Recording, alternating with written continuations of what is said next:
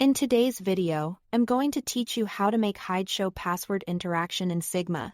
Start by designing your password input field. Draw a field with the styling you prefer. Subtle stroke, soft corner radius, and consistent padding, and add a label or placeholder, like password, to set the context. Next, bring in two icons.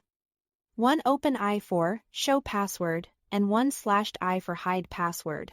Keep them the same size for consistency. And make sure they're visually aligned to where an eye icon would naturally sit on the right edge of the field. These two icons will become the foundation of our toggle. Now, turn both icons into components. Select the open eye, right-click, and create a component. Do the same for the slashed eye.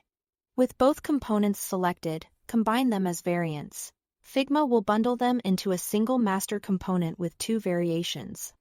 In the Properties panel, rename the parent component something clear and set the variant property to state, with values like visible for the open eye and hidden for the slashed one. This naming makes it easy to switch later without confusion.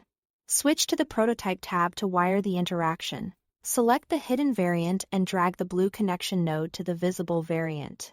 In the interaction details, set the trigger to on tap, the action to change to, and the animation to instant for a snappy, realistic feel. Then repeat the process in reverse.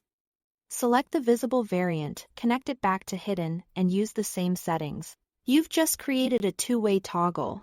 Create your main screen, such as a login frame, and place an instance of your eye icon component next to the password input field. You only need the component instance now. Since it contains both states, enter Presentation View and click the eye icon to test. It should toggle instantly between the show and hide visuals. If it doesn't, confirm you are clicking the instance on the frame and double check that both variant connections are set to on tap with instant animation. That's it. Thanks for watching.